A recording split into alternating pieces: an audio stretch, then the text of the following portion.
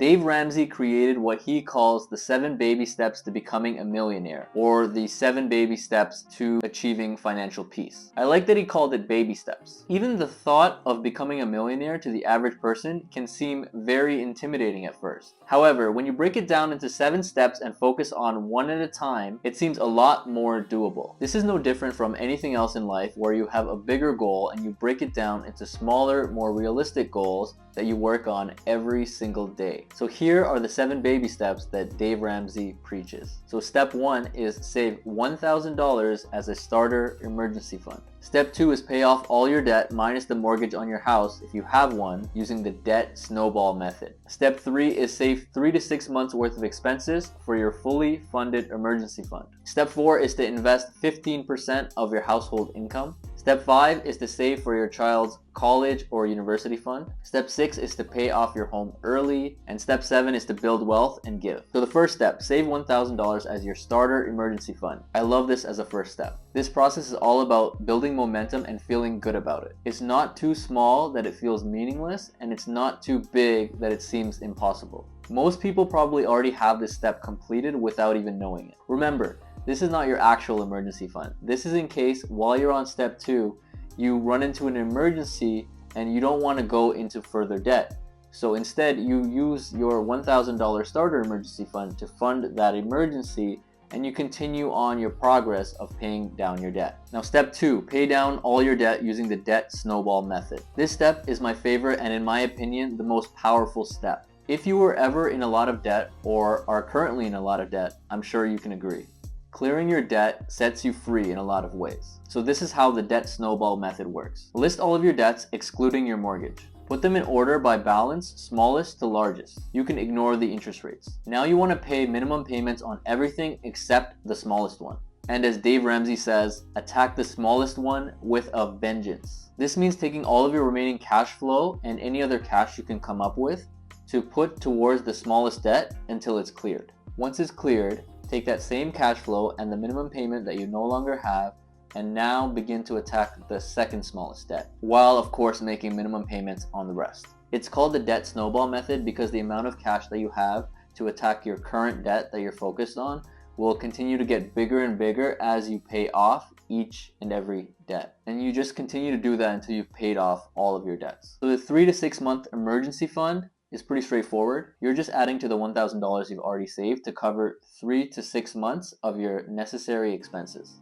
The point of this is because now you've paid off all of your debt. We don't want to go back into debt. So now you want to take the money you were attacking your debt with and build this fully funded emergency fund. This will protect you when life throws you a curveball, such as losing your job or your car breaking down. With your emergency fund in place, you'll be protected in the short term without having to fall back into debt. Step 4 is to invest 15% of your income. Now the fun begins. You finally get to put your money to work. You get to discover the beauty of compound interest. Well, I guess you kind of felt the pain of compound interest when you're on the wrong side of it with the debt, but now you get to be on the right side of compound interest.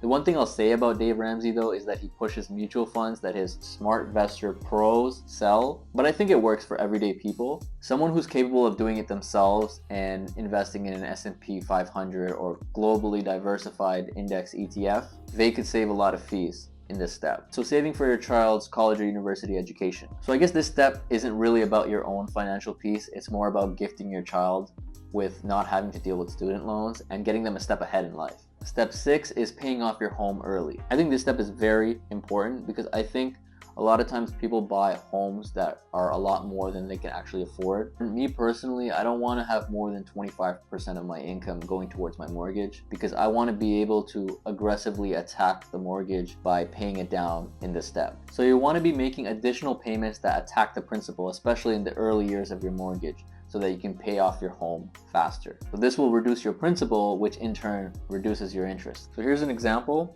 on RamseySolutions.com. I'm going to use a $500,000 mortgage. Date of first payment of, let's say, January 1st, 2025. Loan length 25 years. Interest rate due 7%. Be very conservative. Continue. We have total principal and interest of over $1 million. Payoff date of December 2049.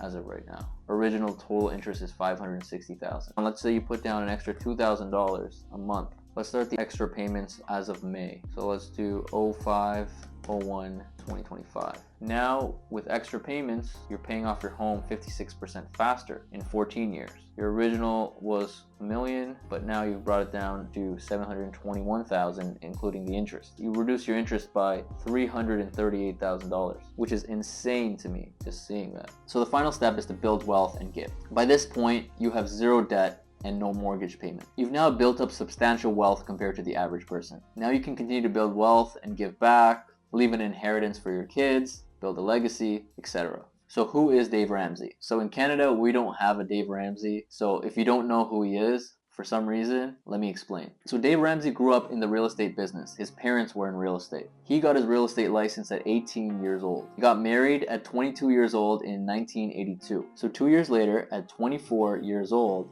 he had a $1 million net worth and he had made $250,000 that year. He said he was getting 90-day loans for doing his really quick flips. So then one of the banks that he was using, where he had a loan of $1.2 million outstanding, got sold to another bank. So the banker there says, hey, there's this 24-year-old kid that owes us $1.2 million. Let's limit this relationship. So they basically called the notes demanding payment. Another bank also heard about this and he owed $800,000 to that bank. So he had to come up with $2 million in 120 days. And this started a crash that he couldn't recover from. So he spent the next 2.5 years being sued and foreclosed on, and he lost everything that he owed, him and his family. So at the time he had a newborn baby, a toddler, and a marriage that was hanging by the threads, so they decided to file for bankruptcy. So this was back in September of 1988. So Dave started studying the Bible and what the Bible says about money. So what he found is the Bible basically says, get out of debt and stay out of debt. It also says live on less than you make, live on a budget, and have a plan. He started implementing this in his own life, and he started getting questions from people about how he was able to recover from bankruptcy. Then he started teaching financial literacy at Sunday school. Then he went on a radio show and worked for free and eventually sold a bunch of his first book that he ever wrote. So today, Dave Ramsey is 63 years old and his business is valued at over $1 billion. And his real estate portfolio alone is in the hundreds of millions of dollars. And it's all paid for in cash.